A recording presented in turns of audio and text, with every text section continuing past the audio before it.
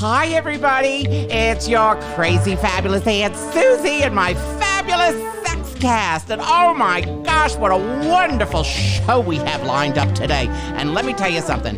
I know I'm going to learn something, and I'm pretty sure you people will too, because our guest is Amy Norton, and she's with us all the way from London, all the way across the pond, and she's going to talk to us about her blog, about her, I hope I pronounce it right, her polyamorous relationships, how she reviews sex toys, and well, we'll get to it when we talk to her. And also, my fabulous producer, Ashlyn Berry, is here. Ashlyn, how are you? You here? Hi, Aunt Suzie. Hi. I'm good. I'm so excited. I know. We just keep getting the most fabulous guests that come on, and I'm telling you, for an old broad like myself, let me tell you, I am learning a lot.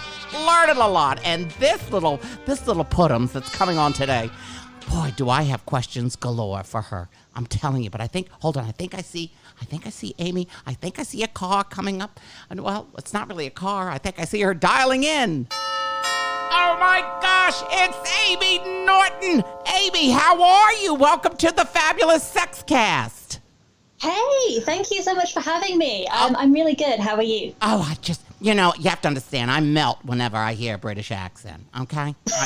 I totally melt. And I'm sure you all go, ugh, when you hear the American accents. You know what I mean? No, I quite like it, actually. I'm kind of into the American accent. Oh, really? Well, then we're going to get along great. Also on the line on the show is my producer, Ashlyn Berry, the fabulous Ashlyn. Say hi to Amy. Hi, Amy. I'm so excited to have you on today. I've been following your blog for a long time. Oh, thank you so much. It's really good to be here. So for everybody listening in, Amy is a British sex blogger, writer, and educator, and she runs this incredible blog I've been reading called Coffee and Kink. Brings a new meaning to putting extra cream on your coffee. And she's written publications for the Sex Tech Guide, Loving BDSM. I mean, it just goes on. Love Honey's Headboard and many more. But she defines herself as a queer femme, polyamorous, swinger, feminist. And, of course, she lives in England with her nesting partner, her cats, and her ridiculous, which I want to find out more of, her ridiculous collection of vibrators. And I'm telling you, the whole world is so excited about your vibrators, Amy.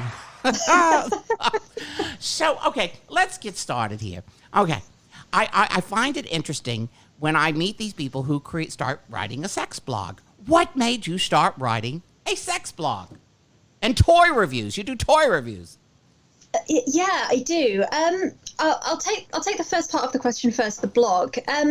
So I started out writing. I've always written. I'm a professional writer in my sort of other life as well. Mm-hmm. But I started writing articles and think pieces and things that I was publishing mostly on FetLife, and they got quite a lot of attention on there. I got some quite good feedback on there, and in the end, I just thought, well, why not put this out to a wider audience? And I didn't really expect anyone to read it. I didn't really expect it to go anywhere, to be honest. It was mostly just a creative outlet for me. And then I found the sex blogging community on Twitter, and it all sort of spiraled from there, to be honest. Right.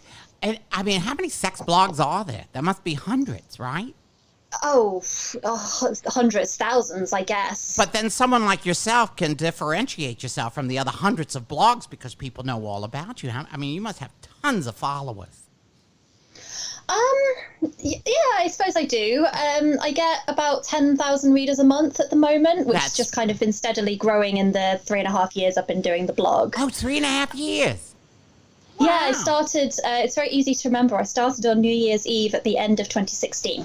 Get out of here, you little Gemini, you. Yes, I was reading all about you, little Gemini. You're in your late 20s. And I love that Well, 30 now as of 2 weeks ago. Oh, you're 30 now.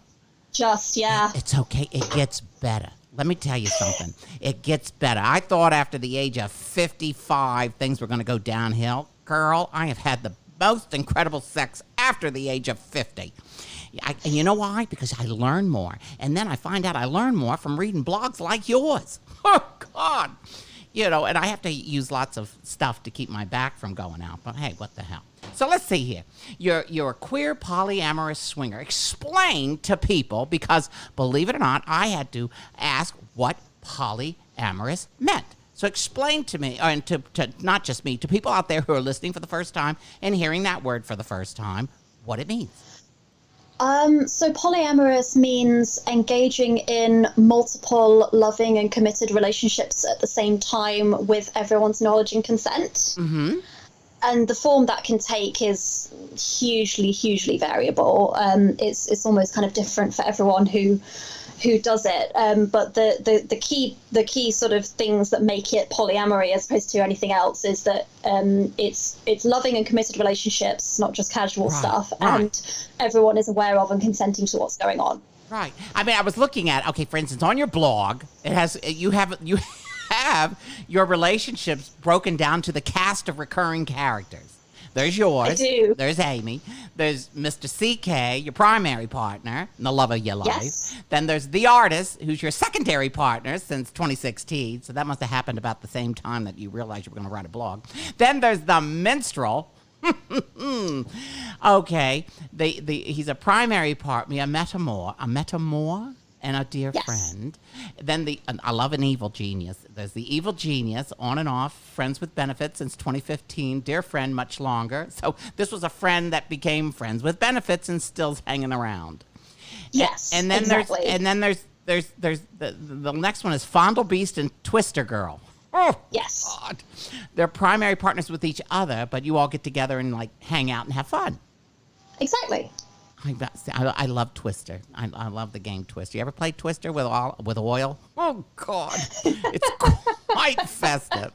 It really is. So, okay, so explain to me, what are them? Okay, most people would look at this, and I was reading at some of the things that people have called you, as you've said. Some people are just, their ignorance makes them say stupid things and not nice things.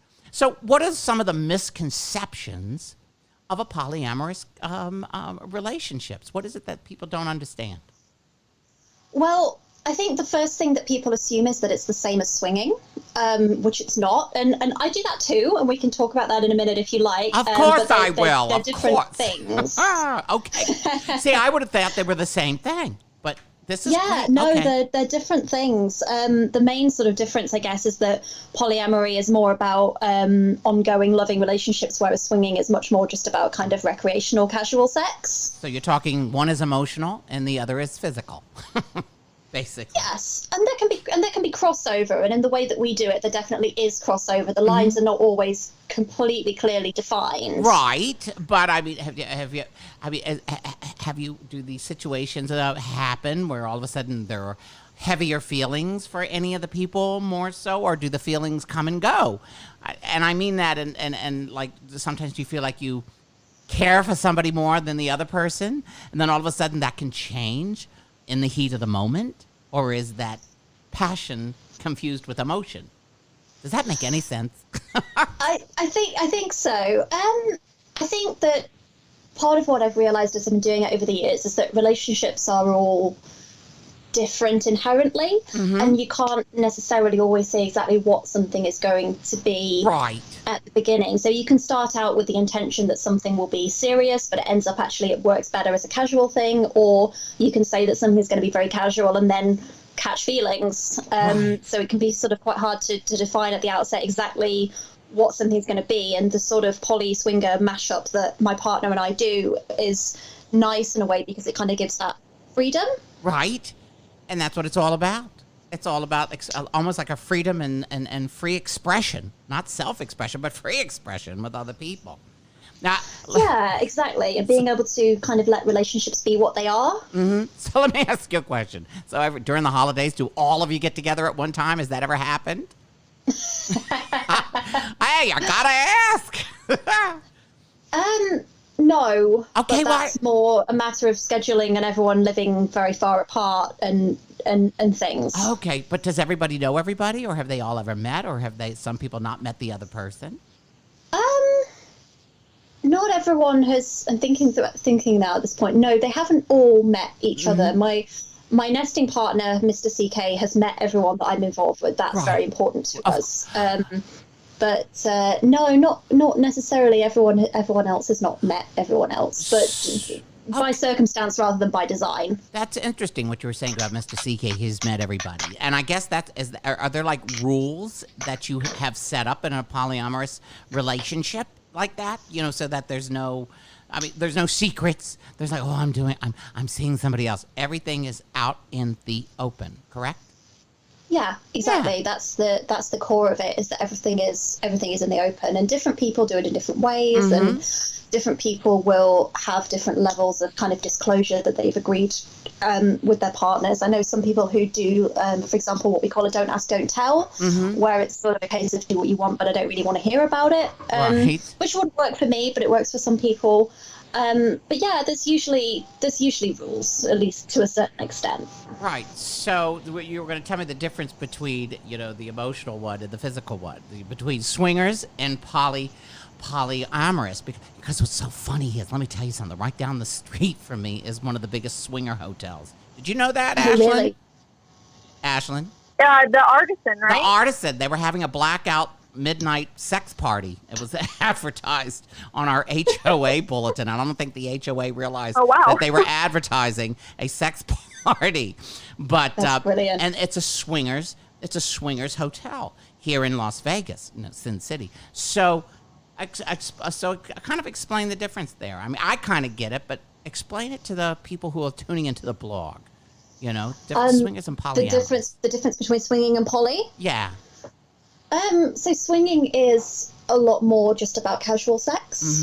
And it's not always a thing that couples do together, but it's usually a thing that couples do together in practice. Right. So my nesting partner and I meet up with other couples, and sometimes occasionally single people for group sex occasionally. Right. And maybe not at the moment because pandemic. Of course, that was going to be my next question. How has the pandemic, because you guys are dealing with it over there like we're dealing with it over here. And I mean, with the pandemic, has that made things come to a screeching halt, or are you using, you know, the internet? Are you using, you know, cam to cam? Well, it's pretty much put a hold on anything physical outside of me and my nesting partner. So I haven't. So my other serious partner I haven't seen in several months at this point, because it's just not safe to meet up right now. Right. And we haven't done any kind of swinging or group sex or anything in months, really, ever since the lockdown started. So it's kind of on hold for now, which is a shame. And obviously we can chat online and we can, you know, make connections that way, but because of everything going on, we don't know when it will be able to be more than that at this point. Well, the upside is, imagine what it's going to be like when you all see each other after 8 months. That is true. The reunion's going to be fun. It's going to be a hot time in the flat tonight, isn't it? But so here's another question. Speaking of this pandemic and possibly catching that, what about STDs? Do you ever have that fear that you don't know where the other person has been, and do you all have an open situation where you go, hey, I'm STD free, I don't have that's something when you're dealing with that many people. When you do the math, there's 7 people, and those 7 people have probably other people, and those people have other people. Do you sit down and ask each other about that type of situation? Yeah, we do. So you're right that there's obviously a lot of people involved. There's this, if you start with kind of me and my nesting partner, then there's the other people that we're involved with and other people that they're involved with, and it just sort of goes exponentially because that's how this works. So it's but what is interesting is that non-monogamous people are broadly a lot more informed and a lot more communicative about safer sex things. So we have certain agreements around barriers that we use outside of our nesting relationship with other people, and we have agreements about testing and things. So outside of pandemic time, we try and get tested every 3 or 4 months. Awesome. And just have conversations with everyone we hook up with about our status and how we're going to protect ourselves and what barriers we're going to use and things before anything happens. I find that so fascinating, but it's almost like There's the professionals and then the amateurs. You know what I mean? Yeah, So, go ahead. and I think that people outside of that community could learn a lot about relationship communication from that community, because people who are considered like more monogamous, they still have hookups and things like that, and that's not really something that we always talk about out in the open. So I think that's something we could learn from Amy's community. Definitely. That's what I look at. I think there's a lot more honesty involved in a poly relationship. That's what I'm getting just from talking to you, Amy. It's like you all have to be, because it could be dangerous in a situation, Yeah, absolutely, and it's not a perfect utopia of honesty. Obviously, things go wrong. Of course, I had a relationship of 6 years end because the person lied to me about the safer sex precautions that they were, or in fact were not taking with other people. Right. So it can go wrong, but broadly, yeah, it's based on honesty, and it's based on open communication and transparency. Mm-hmm. So Ashlyn, before we get into some of the toys, you got anything else you want to add? Because I know you have tons of questions as far as poly relationships. Oh, I always do. I think we covered it, though. I'm super excited to talk about how you review products. So right. Let's get into it. Right. So you are a reviewer of products. You have many, many reviews on your blog. Yes. And I'm just wondering, like, what your process is in writing a review. So it really depends on the product, but most of what I review is sex toys, and then there's occasionally kind of lingerie and books and other things as well, but it's mostly sex toys. So I will normally kind of unbox the product and make a note of my first impressions, which are sometimes are very accurate and sometimes are wildly off base. It right. really varies. Do you ever... Go ahead. I'm sorry. Sorry, no, go ahead. No, I was going to say sometimes there's a delay. But I was wondering, do you try the products yourself when you're reviewing them, or do you let somebody else try it, part of the poly family? Do you get their opinions? Yeah, I try pretty much everything myself. Good. I will usually test a toy 2 or 3 times before writing the review. That's a girl. I like that attitude. Sometimes I'll just try it once because I'll know that sometimes I'll just try it and straight away I'll either know that, yes, this is brilliant and everyone needs to know about this, or this is terrible and I want to throw it across the room. Okay. So what... go ahead.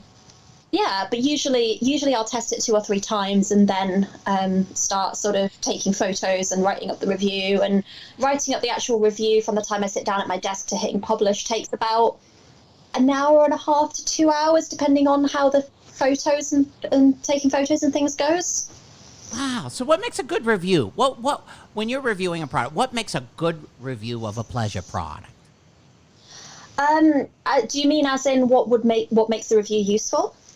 I believe so. Is that right, Ashlyn? Yeah. Like, what if you were reading a review or writing a review? How would you make it a good review for someone who wants to try the toy? Sure. So what I find helpful and what I always try to get across is I try to be very specific, because I can say that something is great or something is terrible, but that's not necessarily helpful, because what works for my body won't work for someone else's body and vice versa. So I try to, if I like something, I try to talk about what the features of it are that I like. So I talk about everything from, button placement to how rumbly or how buzzy the vibrations are, all sorts of different things, even things like positioning, which can be a real issue for some things, especially for kind of dual stimulation toys. Really just trying to be as precise and as specific as I can, because that gives people the best information to know whether it will work for them or not. Mm-hmm. So what's your favorite product to review? Hey, you gotta have one. And have you ever had a product that you just couldn't live without and you had to have it? Oh, yes. So my absolute favorite sex toy of all time is the Doxy. The Doxy? Yes. Okay. Which is a very large plug into the mains wand vibrator. My partner, Mr. CK, gave me my first one for my birthday the first year we were together. Uh-huh. I still have that one. It's still going strong 5 years later, and I now have the die-cast version, which is a very pretty metal version, and I have the mini version, and I have the rechargeable version. Well, you don't want to use that metal version during a thunderstorm. Talk about, we gotta be careful on that one. Now, one of the interesting things I was reading was about, you have a blog that explores, your blog is about exploring pleasure and kink. Yes. And it's helped you cope with your depression. Now, I too am a person that has suffered from depression and anxiety most of my life, and you're very honest about it here in your blog. And why do you think mental health and exploring sexuality fit together? I think for me, because I have really dealt with mental illness for my entire adult life, and indeed some of my teens, I realized very early on that I needed to think about things in a slightly different way, and I needed to be very kind of experimental to approach what worked for me, in everything from relationships through to like what medication I was taking and how I was treating my depression and all of that sort of thing. Right. So it's always just been a journey of exploration, I suppose. Right. And as a woman, as you wrote in your blog, as a woman, admitting that you like to have sex can be radical and dangerous, sort of, when you speak about your mental health struggles, of being a woman, because people want to categorize you as, oh, gosh, she's a whore, or she's crazy, she's psycho, and that happens. And when did you come to the realization yourself when you knew that it wasn't, the stigma didn't affect you in that way? It was a positive way. Well, I think it wouldn't be true necessarily to say that the stigma doesn't affect me. I think it was just because it does. Sometimes it still does. Sometimes I still have this, what are people going to think? If this comes out to the wrong people, how's that going to have an impact on my life, and so on. But it was really just, it was and is a process of learning and unlearning. So it was a process of questioning all of the things that I knew about sex and about relationships and about mental health and all of these things. And it's just a real ongoing learning process of thinking, well, does this belief actually serve me, and does this belief actually have basis in fact? And if it doesn't, then maybe I can throw that one away and build something else. Right. Now you have a bunch of blogs on, okay, I got to know about this one, on kinky love languages. Oh yeah. I want to know about kinky love languages. Explain how the typical love languages translate in kink relationships. I mean, I first explain to me, what the hell is kinky love language? I want to know. Well, so for anyone who doesn't know, the 5 love languages is a book and a website by a guy called Dr. Gary Chapman. Very, very popular. It's a good sort of basic system, but it's very heavily based in monogamy culture, and it's very heavily based in Christian heterosexual monogamy culture.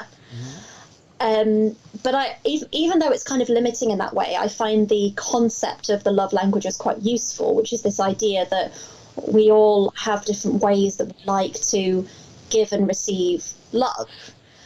And I don't think that the 5 main ones that are named in the book are the only ones by any stretch, but I think they're a good starting point. So I decided, being the raging pervert that I am, that I was going to take this very sort of Christian heterosexual monogamy premise and pervert it, because that's what I like to do. So I was just thinking about the different ways that people who are in kinky relationships and power exchange relationships could use this concept in a way to enhance their relationships. And so I just decided to make a series of posts around the 5 love languages that Dr. Chapman talks about, and work out how they could apply to dominants and submissives. So the 5 love languages, what are they, the 5? Can you... Oh, goodness. Okay. And a quick, just a summary. What are the 5 languages?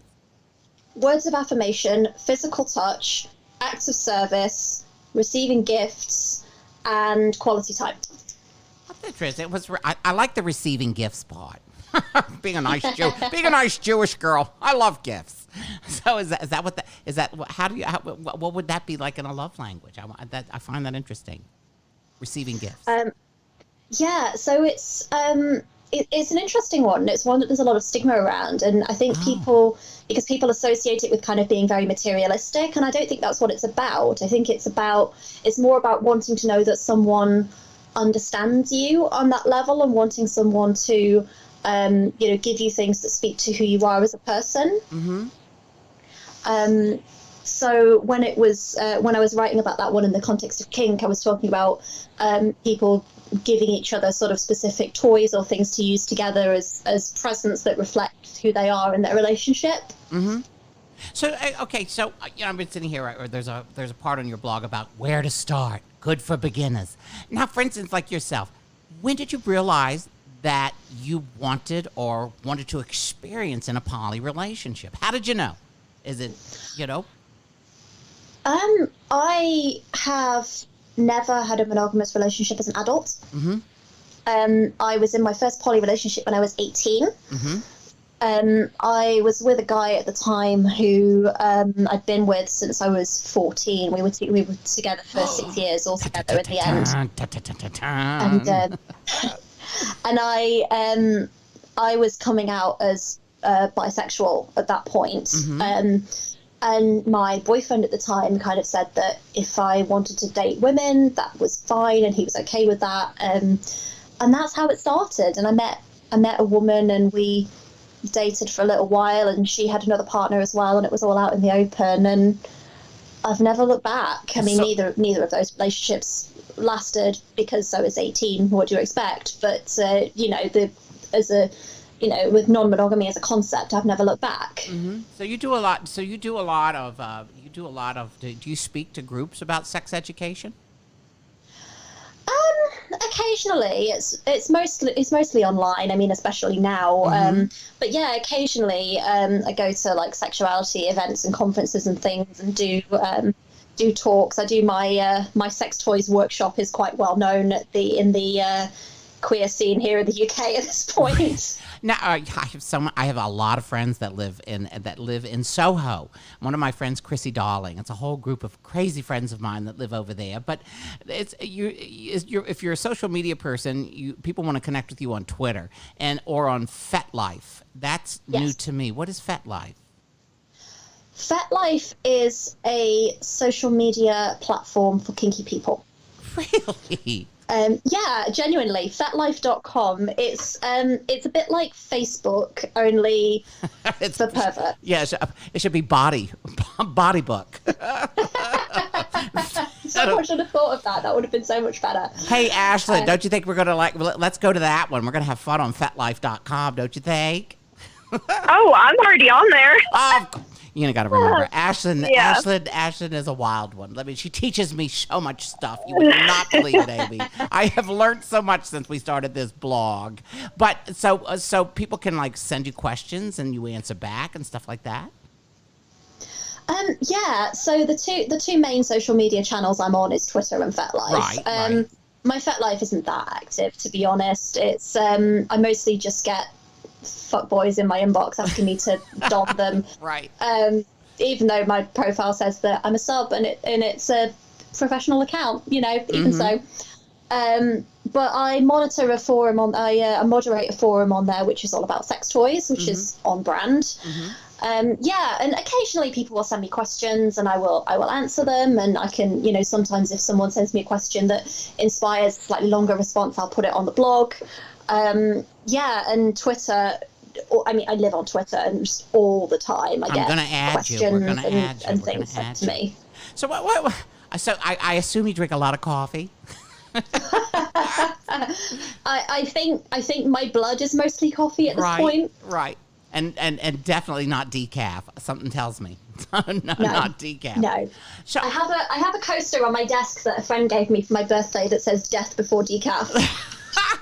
I love it. I want one of those. Yeah, because I was like, so basically it's like coffee and kink you have a cup of coffee and you talk about sex and kink and what have you, Yeah. Pretty much. Does your family know that you are in poly relationships? Oh God, no. Okay, just thought I'd ask. No, they used to. They used to when I was with my ex, but that relationship didn't go well for a variety of reasons, gotcha. and my family ended up very sort of prejudiced against that kind of relationship. So now they have latched onto the happy fiction that my partner and I are monogamous, and I am letting them keep that belief. There you go. Sometimes things are better said, not said. Exactly. I think it's just kinder to everyone concerned, and I wish I could tell them and think they'd be okay with it, because in other ways we're very close, but it's just not worth it. Wouldn't it be a perfect world if everybody had an open mind? I'm telling you. So speak of, how do we begin to take a step in the right direction in terms of normalizing pleasure and bettering sex education? Oh boy, that is a big question. Of course it is. I didn't write it. Ashlyn did. My little sex pervert producer over I'm here. sorry. No, it's a great. I gotta throw a deep one in at the end. Right, I know. She always gives me she'll give me the great question at the end, and we save it, and that's because it's always one that's thought pondering. So, Amy, take your time. No, it's a great question. I think that the whole sex education system has to be kind of torn down and rebuilt from scratch, to be honest. And I think it starts with things that are not even about sex. I think we should be teaching consent and bodily autonomy. Frankly, I think we should be teaching that to children from a very young age. And I say this as a person who is not a parent and who is not having children, so I am not an expert in parenting. But I know sort of a few friends of mine who have kids who are taking a very kind of sex positive approach to parenting, and for them it's all about teaching, as I said, things like consent first, and then when it comes to actually sort of talking about sex, I think that we need to completely get rid of this cultural shame and this massive cultural taboo around it. Because it doesn't work. It's been proven that it doesn't work. I mean, we don't have abstinence only sex ed here in the UK quite to the extent that you have it in some places in the US, but it's still a thing. Oh, it is a thing. Even if only sort of implied rather than very heavily pushed, the message to young people is still don't do it, don't do it, don't do it. Right. You know, have you seen the movie Mean Girls? Oh, a while back, but who hasn't? You know that scene where the health teacher says something like, "Don't have sex because you will get chlamydia and die." All right. You will get pregnant and you will die. In terms of sex ed right now. Oh my God! You know, and it's like, well, you all have Boris Johnson over there. We got lunatic Trump over here, and they all want to take us backwards 150 years. And we've made so many inroads, I think, as far as with the LGBTQ community, with the poly, community, with the whole. The whole sexual revolution, we took so many giant steps forward, and now it's like everyone's trying to make us take these steps backwards. And, we can't. Right, exactly. And I think what, you mentioned the LGBTQ community, and I think that's the other thing that's really important. And there's been huge battles in the UK over the last few years around whether young people should be taught about LGBTQ issues. And I mean, obviously I think yes, but have you heard of something called Section 28? No, that sounds familiar. Explain to me. It was a law in the UK that was on the books from the late 80s up until 2003.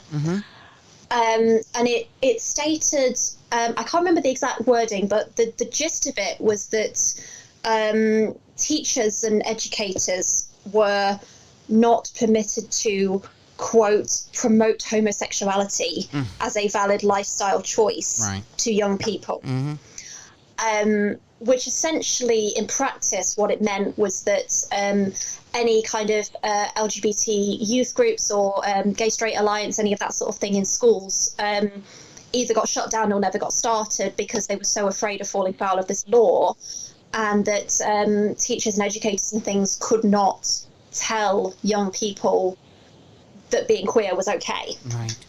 Yeah. And I mean, I was 13 in 2003 when this law was finally repealed. So I sort of had that experience of being a young person who was starting to question my sexuality and think that maybe I wasn't straight. And essentially, what I realize now, looking back, is that the adults in my life outside of my family would not have been allowed to tell me that was okay by law, which is deeply, deeply fucked up in a whole bunch of ways. Right. Society sucks sometimes.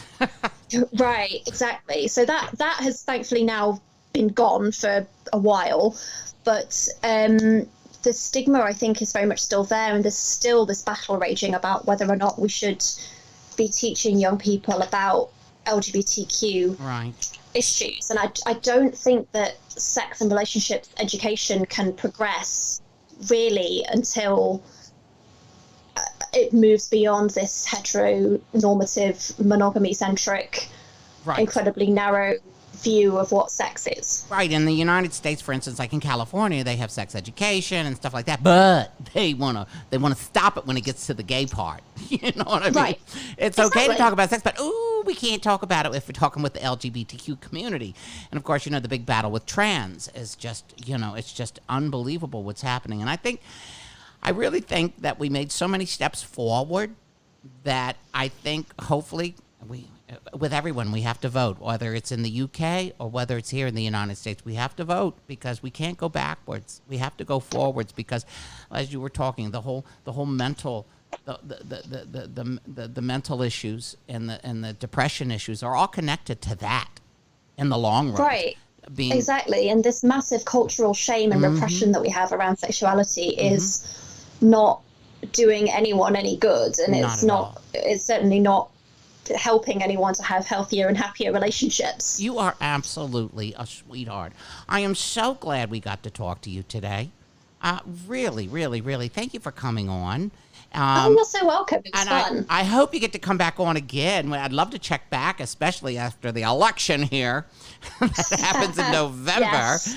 But Ashlyn, before we say goodbye, do you got anything? Because you have to understand, the girl sits there and writes down more questions and more questions, and I know she's got something.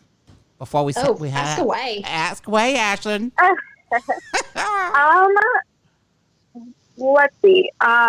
If you were to suggest a toy that you've reviewed to someone who's never tried anything but is interested in, let's say, solo, what would you suggest? Oh, okay. Sort of like the training wheels of vibrators and dildos. I'm tempted to recommend the Doxy just because it's my absolute favorite. But I think what I'm actually going to recommend is a toy called the Tango, and it's by WeVibe. And it's a small bullet vibrator that is very rumbly, very powerful, has lots of different settings, and it's just kind of small and cute and non-threatening for people who are maybe not quite ready for the big hefty plug into the wall wand quite yet. Okay. How do you like that, Ashlyn? So that's I like it. Sex toys recommendation. Oh my gosh. Thank you. Let me tell you something. Amy, what a pleasure it has been to talk to you.